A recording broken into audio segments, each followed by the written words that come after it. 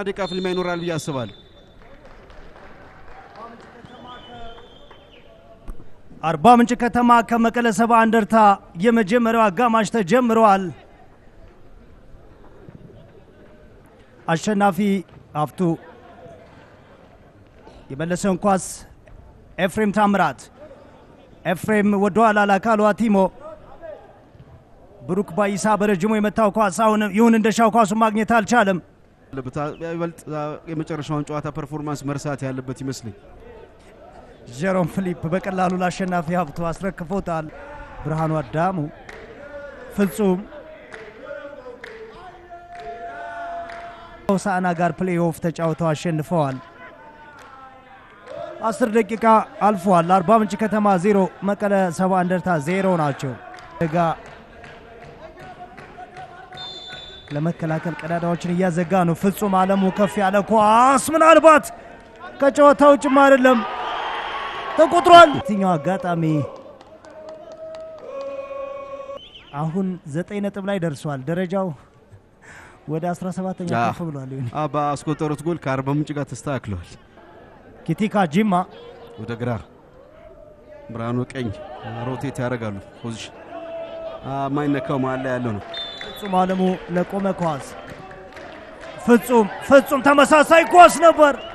ያ ኪቲካ ያሁኑን አልቻለም። ታቀብዘው አላየን። በተለይ ማጥቃቱ ሰፖርት የሚያደርግ 40 ደቂቃ አርባ ምንጭ 0 መቀለ ሰባ እንደርታ 1 ቀጥለዋል። 5 ደቂቃ ይቀራል የመጀመሪያው አጋማሽ ሊጠናቀቅ። እንዳልካቸው መስፍን፣ እንዳልካቸው ለጸጋይ አበራ፣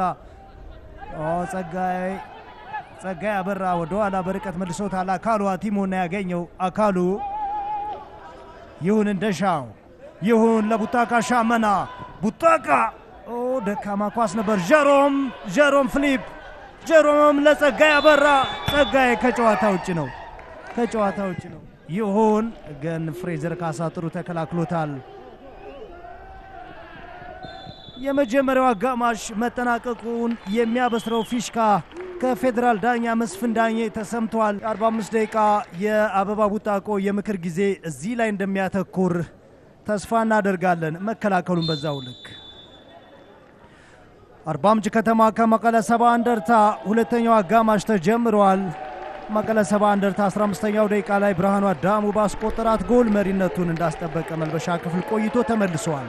ምናልባት ቀጣዮቹና 8 9 10 ደቂቃዎች አርባ ምንጭ በዚህ መንገድ ጫና ሊፈጥር ይችላል። ይሁን እንደሻ ወደ ቅርቡ ቋሚ አሰጋይ ጴጥሮስ መልሶበታል።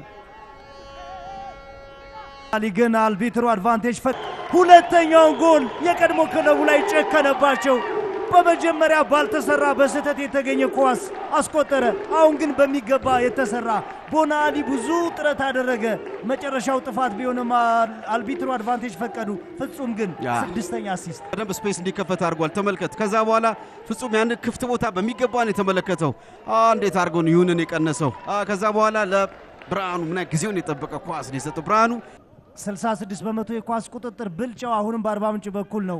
15 ሙከራዎች ተደርገዋል። በሙከራ መቀለ የተሻለ ነው፣ ግን ልዩነቱ ጠቧል። አሁን በሁለተኛው አጋማሽ ካሉአ ቲሞ ግን ቦና አሊ ነጠቀ።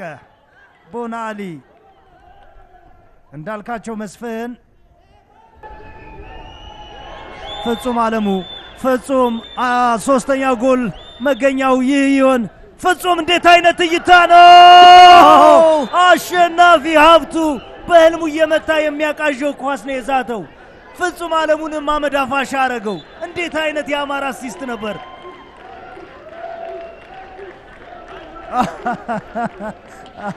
ጾሎቷል፣ ግን ብዙም አንግል አልጠበበም ለአሸናፊ። ያለም ጥርጥር ለመቀሌ ቢያንስ የሶስተኛ ጎል መሆን ነበረበት። ስንት የጎል እድል ከነዚህ ጎሎች ስንቶቹ ደግሞ ጥራት ያላቸው ናቸው። ብርሃኑ አዳሙ የዚህ ጨዋታ ታሪክ ቀያሪ ተጫዋች ነው በጎሎች፣ ግን ደግሞ ኳሶቹ መረብ ላይ ከማረፋቸው በፊት አጠቃላይ መሻሽቶ ጨዋታውን የመራው ፍጹም ነው።